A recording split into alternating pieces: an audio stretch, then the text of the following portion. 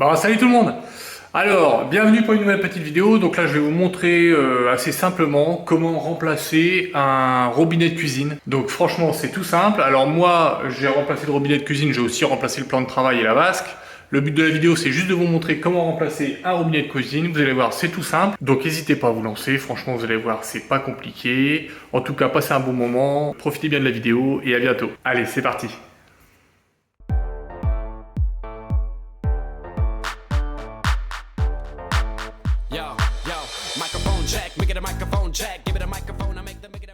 Donc la première chose à faire, ce qui est bien, c'est d'avoir des petits robinets de coupure. Comme ça, je coupe l'eau chaude. Et là, l'eau froide a fait ça, voilà. Je coupe l'eau froide.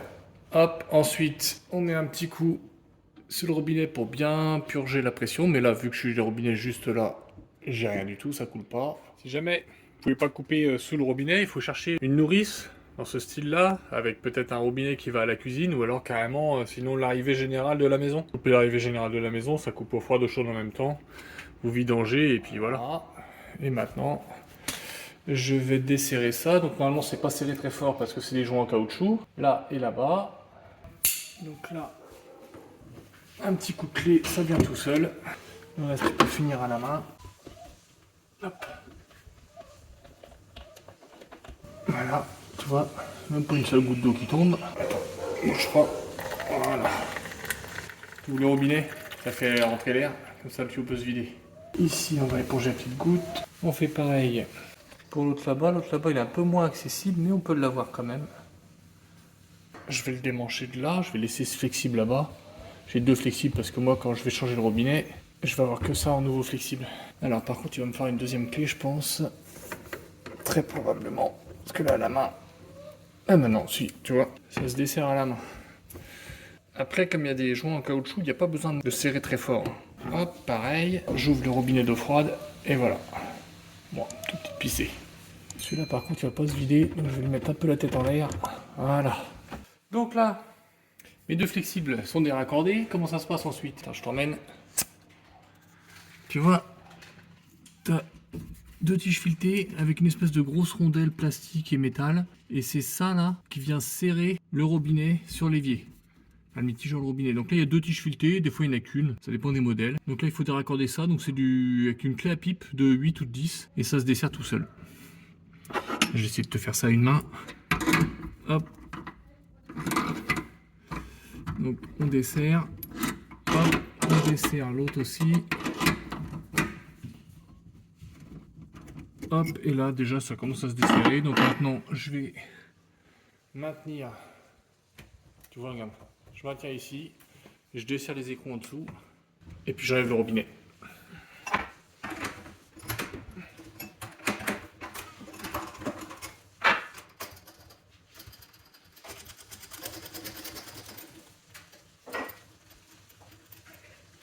Hop. Voilà, tu as les deux petits écrous, la petite rondelle. C'est tout ça qui maintenait. Et donc là.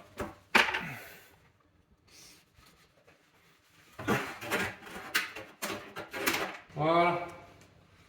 Bon, pour ce qui est du mitigeur de cuisine, on a pris vraiment un standard, là, la marque chez Leroy Merlin, pour pas les citer. On voulait prendre un gros et tout ça, mais on n'a pas trouvé ce qui nous plaisait. On en voulait un assez grand, tu vois. Assez haut, assez long, et puis en magasin, il n'y avait pas. Sinon, il fallait commander en ligne et tout. Et puis bon, on s'est dit, allez. C'était pas cher celui-là, honnêtement. 50 balles, je crois, on a payé ça. Enfin bref. Donc là, bon, ben là, il y a le mitigeur. Les petits flexibles, tiens, les petits flexibles, ils sont pas en inox, ceux-là, ils sont en matière plastique. Et puis les petites rondelles. Alors là, ça va être tout simple à mon avis. Je pense que ça, tu vas le visser dans le mitigeur. Les flexibles dedans. Et puis, bah, roule ma poule, hein. J'ai fait le trou là-bas. Alors, bon, moi honnêtement, j'ai l'habitude, mais franchement, c'est assez intuitif quand même. Tu as deux flexibles. Il y en a un, une des marques rouges. Tu peux te douter que c'est pour l'eau chaude. Ça, tu vois, allez, on va tout ouvrir. Là, il y a une petite bague avec un petit joint. C'est sûrement ce qui va venir là. Ça. Là, il y a une petite clé, donc ça va servir d'outil. Là, il y a trois bagues différentes. Métal, caoutchouc. Je crois que ça va dedans parce que tu vois, il y a des petits ergots dans le caoutchouc. Donc ça place c'est ici. Et plastique. Ok, on va regarder ça. Alors là, ça vu, c'est pas le même système que quand j'ai démonté l'autre. Hein? L'autre, il y avait 2 tiges filetées. Des fois, il n'y a qu'une tige filetée. Ici, c'est carrément un tube fileté qui va venir dans le robinet. Hop. Et donc, si je sors le robinet, alors là, il faudra les mains à peu près propres quand même. Bon, enfin, de toute façon, on le lavera après. J'ai pas demandé à madame si elle le voulait devant ou sur le côté. Peut-être devant comme ça. Non, ça va gêner. Je vais mettre sur le côté. Je vais y mettre comme ça. Donc, tu vois, effectivement, ça vient là. Est-ce que tu vois bien là, si je me mets là? Au fond, là, on voit bien. Il y a un où il y a très rouge. C'est pareil, un rouge, c'est eau chaude. Hein. Faut pas chercher à comprendre autre chose. Hein. Tu vois? T'as un anneau rouge et là, t'as pas de rouge. Ah oui, les bagues, je voulais regarder l'essence des bagues. Alors ça, c'est plus ou moins standard, hein, ça se ressemble tous. Hein. Selon l'épaisseur du plan de travail, 10, entre 11 et 50 mm ou entre 1 et 10 mm. Donc moi, il fait 12, donc je vais être entre 11 et 50 mm. J'ai pas besoin de mettre la bague en plastique. Je vais mettre directement la bague en métal et après la bague qui se visse avec les 2 tiges. Donc, on a dit qu'on mettait ça. Du coup, celui-ci... Allez, à la main. Tu visses comme ça. Est-ce que tu vois un petit peu? Tu vois, le fait de tourner, ça se visse et tu serres à la main. Hop, c'est tout. C'est un joint torique. C'est ça qui fait l'étanchéité. Ensuite, il faut que je passe là-haut parce que je vais éviter de faire tomber ça. On passe ça. J'espère que tu vois bien là. Je repasse celui-là, je repasse celui-là. Là, ça peut plus sortir. Là, hop, et là je vais visser le deuxième. On visse à la main, ça y va vraiment tout seul. Quelques tours. Après tu l'attrapes plutôt ici, c'est plus simple.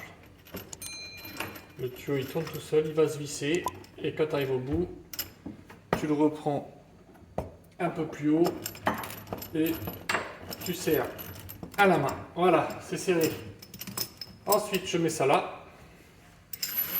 Je mets ça. Donc là, hop, voilà. Là, je vais chercher le filetage. Si je l'ai mis à l'endroit, je peux visser à fond parce que tu vois, le filetage il est en 2 parties là. Il y a un petit filetage là et un en dessous. Ici, il y a une bague pour séparer les deux. Donc je peux visser à fond cette partie-là dans le robinet. Ça ira pas trop loin. Voilà, hop. Et là, on vient serrer ça. Je vais passer mon bras en dessous, ça gênera moins. Bon, cette vis-là, elle n'était pas censée s'enlever. Elle s'est desserrée toute seule. Du coup, je vais resserrer un peu celle-là. Ici.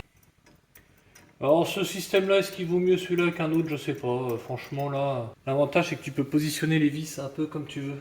Tu vois, tu te retrouves pas là où tu peux te mettre comme ça. Et là, tu serres les vis. Ces vis-là qui sont les vis de serrage.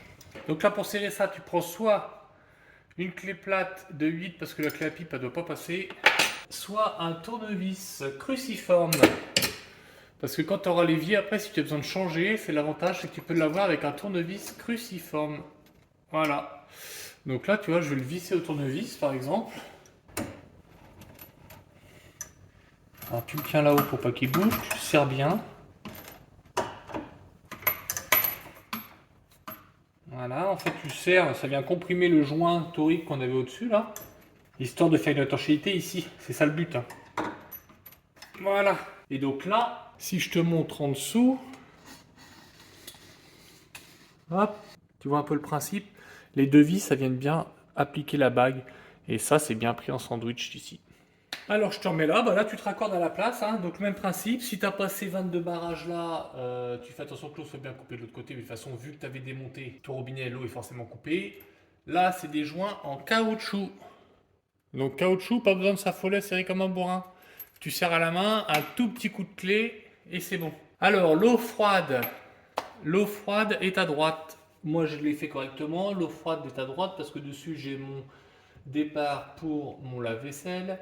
Ensuite, j'ai un thé. Ça, c'est ce qui va vers le frigo. Et ça, c'est ce qui vient hop, sur un flexible parce que j'ai fait comme ça à l'époque. Flexible qui revient là.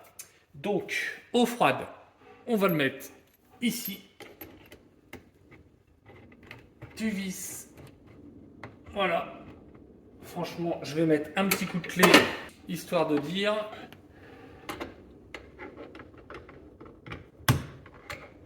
Bon, multiplie, j'aime pas trop ça, hein, mais c'est parce que vraiment là, il n'y a pas besoin de... Hop, voilà, pour moi ça suffit. Et là, l'eau chaude.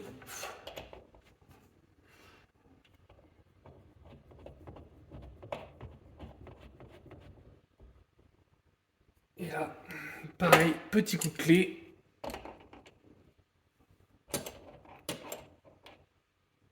Voilà, ça doit suffire. Donc là, le robinet est changé. Et il n'y a pas... C'est fini. Le robinet est changé, ça marche. Voilà, donc moi, c'est vrai que pour les besoins du film, enfin les besoins et puis le côté pratique, je l'ai fait comme changer l'évier, tout ça, bref, j'en ai profité. C'est vachement plus simple, c'est sûr. Quand il faut que tu passes en dessous, là, et que tu galères à te tordre là-dedans, moi j'aurais enlevé l'étagère, j'aurais enlevé le tiroir, je me serais allongé là-dessous pour avoir accès à derrière, s'il y avait la base qui était montée en définitif. Donc faut que tu t'imagines ça. Moi j'en ai profité, c'est plus simple, et en plus pour filmer c'était vachement plus pratique. Donc bah écoute, voilà comment changer un robinet de cuisine, franchement c'est simple. Le seul truc compliqué, c'est trouver l'endroit où tu peux couper l'eau si t'as pas de vanne d'arrêt sous ton évier. Et puis quand c'est des vieux robinets, tout ça en appartement et tout, méfie-toi de pas tout niquer, ça peut être compliqué. Mais si t'as des petites vannes d'arrêt comme ça ou si t'as un robinet d'arrêt général qui marche bien, lance-toi, tu coupes l'eau, tu dévisses, c'est des joints en caoutchouc, il n'y a pas à tortiller. Sauf si t'as une installation de 1950, sinon c'est vraiment simple de changer un robinet de cuisine. Faut pas hésiter à se lancer. Voilà, j'espère que ça vous aura plu. Passez un bon moment, bricolez bien et puis profitez bien. Allez, bouilloute!